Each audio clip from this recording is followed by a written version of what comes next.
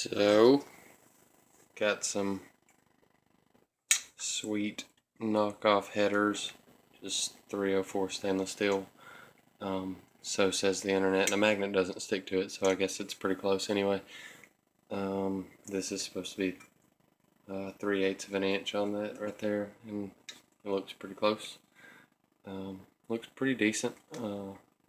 Welds even look pretty good. It's right at $150 shipped for this one and that other one there, and it came with new bolts and gaskets. I don't know how well you can see in there, but doesn't look horrible at all. And since I'm gonna be welding crap to it anyways, I didn't figure it mattered too much. Didn't want to spend a crap load of money on stuff I might screw up. But basically what's going to happen, this one is going to be for the passenger side, but that's going to bolt up like it should, and it already comes down at a 45, kind of, sort of, and I will put a 2 1/4 V-band on that one flange there. And I bought some 2 1/4 45 and 180 bends, and I'll cut this somewhere right in here pretty short, I guess, and put that other V-band on it and mount that something like that to where it comes straight down, and then run a flex pipe. And I thought these were going to be butt welds, but those are actually going to be slip joints. Loud noises, but yeah, those are slip joints, so that's no big deal or anything. But I'll put that on there, and I bought a straight pipe also. I'll cut one of those 180s. I bought 2 of them. I'll cut one of them in half for a 90 and run under the truck. Use the other one to come up, and then put another flex pipe somewhere or another in there. And my plans are to use this Y pipe, this prefabbed Y pipe, prefabbed Y pipe. I still can't say it. You know what I'm talking about. After I start coming up on that side, it's 2 1/4 in and 2 1/2 out. And what I'll do from the other header, same deal with the V-band, 45 it down, and then use the 180 to come right back up into the other side of this. From that 2 1/2 out, actually got a 2 1/2 inch V-band into a T4 flange adapter-y thing. So all that'll bolt up. Hopefully it'll work well. It probably won't, because that's what's in my head, for it to work well, and it never works like I want it to. And then that's gonna attach to this beast here. This is a Borg-Warner S200 56mm turbo. It's got, I guess, what would be a pretty standard 3-inch for this doohickey, for your air filter and stuff. And then it comes out to a 2-inch. So I bought a 2 to a 2 1/2. All my intercooler pipe will be 2 1/2. And then I bought another reducer from 2 1/2 to 3-inch. And that will get me up to the size I need to be to go into my throttle body. So hopefully pretty soon I'll get all this stuff cut and welded. Anyway, what I've got here, turbo miscellaneous parts, some stuff for my downpipe, muffler, some 3-inch exhaust pipe, those 90s, a reducer from a 4-inch to a 3-inch, because the internet said that this was a 4-inch V-band, but the internet lied because a 4-inch V-band does not fit on that correctly. It's too big, but I'll make something work there. Anyway, I'll get all that worked out. For now, this is a what appears to be like a teal knockoff wastegate. It looks pretty decent, and then I've seen online where if it isn't as decent as it looks, I think you can swap most of the internals out for teal parts. This was like $80, and you can get a teal diaphragm for like $50. So worst comes to worst, I'm still like half price of what a teal wastegate would have been. And like these V-bands, those look pretty beefy. You know, it came with 3 springs, a 13, a 7.5, and a 1.5. And the 13 was installed, but until I get everything kind of to where I know that it's going to work, I've just got the 1.5 in there right now, just so in case somebody hops in my truck and doesn't know not to get in boost. Hopefully it won't be too detrimental. Yeah, if this thing opens up at like 1 pound and doesn't blow up the inside of my truck. I had a it's a Spectra 3-inch mass airflow sensor flange adapter, and it was like $13, and it was plastic, and it came with this sweet plastic clamp that I didn't use.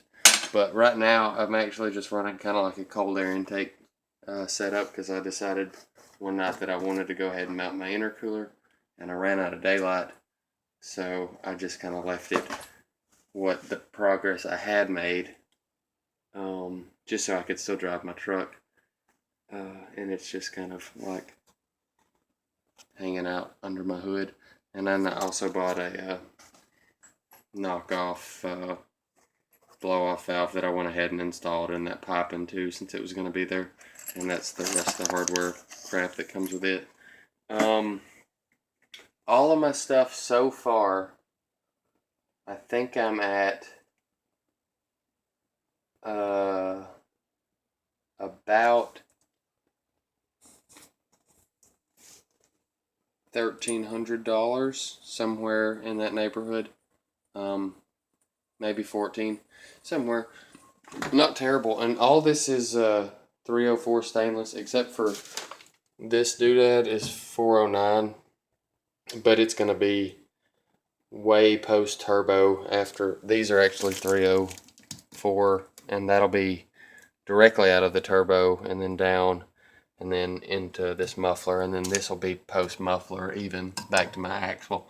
So I figure that 409's fine since it's got mild steel on there now. Also got some stuff from USA.com. Just went ahead and ordered everything that I was going to need because I didn't want to have to pay shipping twice. But some O2 simulators, since I won't have my catalytic converters in there that have gone out anyway. Some injector harness adapter things.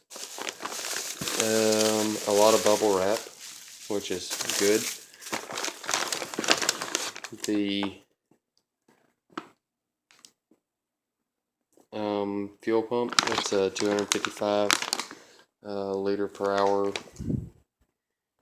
thingamabob, specifically for, you know, stuff and things. And then these massive injectors. Everything from URD shipped was just over $700.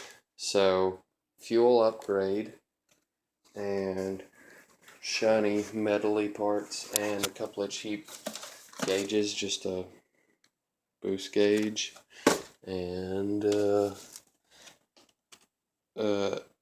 AFR gauge that you can't tell because it's dark and not lit up. Anyway, that's what it's supposed to look like right side up.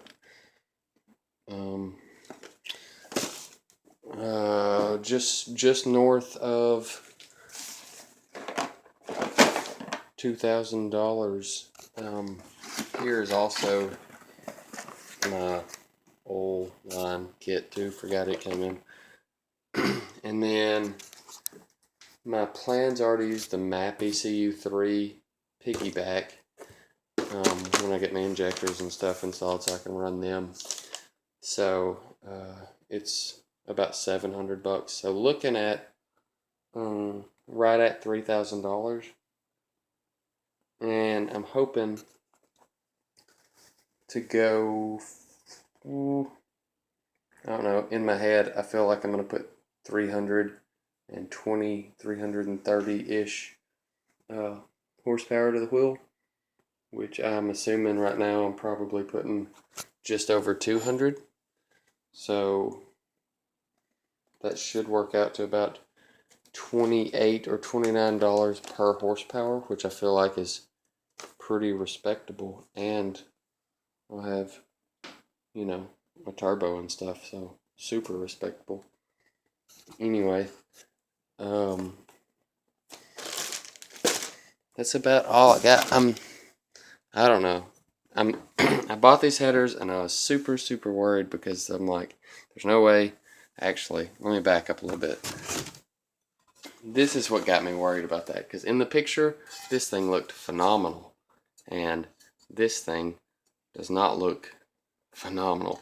Like, it looked like it was all one piece, just all stamped out in the picture, and it's clearly been MIG welded, and there's splatter and stuff on it. And this is actually a MagnaFlow, so it's name brand stuff, and I was like, ugh. And so I was waiting for my headers to come in, and I figured they were going to look like junk. But they actually look they look phenomenal compared to what that thing came out looking like. But, I mean, these appear to be like JBA knockoffs, except JBA uses a different grade stainless. I don't remember the numbers on it. But, man, like, I don't see anything wrong with these except that they were made in China, which that's probably something horrible. But, you know, it's $150. If I get 2 years out of them and they crack beyond repair, I can always, since they are like basically made just like JBA's, all the geometry and stuff in it should work out to where I can just get JBA's and cut the V-band off that I'll have welded there, weld it on the JBA's, and bolt them up, and maybe never have to worry about it again. There's the hardware that came with it, you know, brand new bolts and gaskets look fine. Hopefully everything will be great, and it's a Tacoma, so I should be able to drive it for like 400 more years without any problems. But like I said, you know, Chinese headers, this is Yonaka, this pipe, and those pipes are, and a bunch of this stuff did come from eBay. Probably wound up having to replace a bunch of it. Really hope this thing works out great. But like I said, if it doesn't and I can replace it with tial internals, you know, I'll still be at half the price of a tial, and, you know, not out too much of a headache. Hopefully nothing blows up. That's my big concern, I guess. But, yeah, shooting for, just going to run that 7.5 pound spring. Which one? This one here. Just going to run that 7.5 pound spring for now. Wait a minute. Maybe it's that one. Anyway, I should probably check that. But,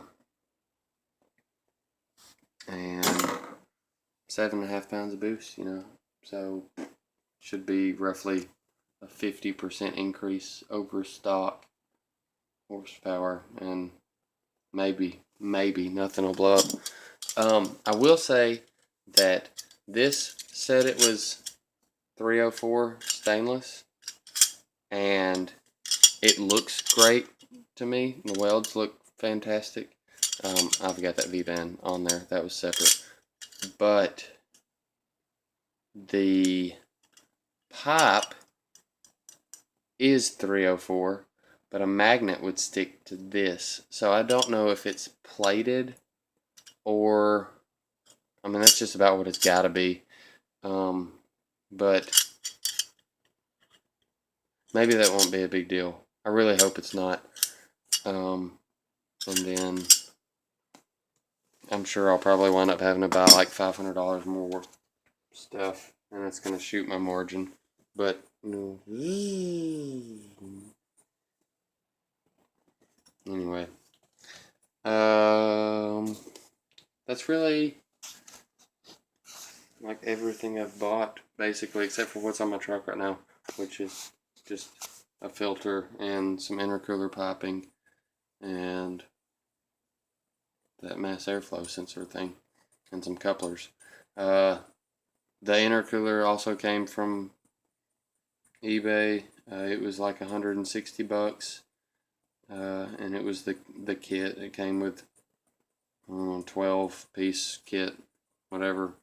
But so says the internet that it's basically the same as a name brand, and it's not really. The core and stuff is all the same, so it should be fine. You know, fingers crossed, just like every other piece that's laying here. But, you know, hopefully everything's going to be fantastic, and I won't have to buy anything else except for the piggyback.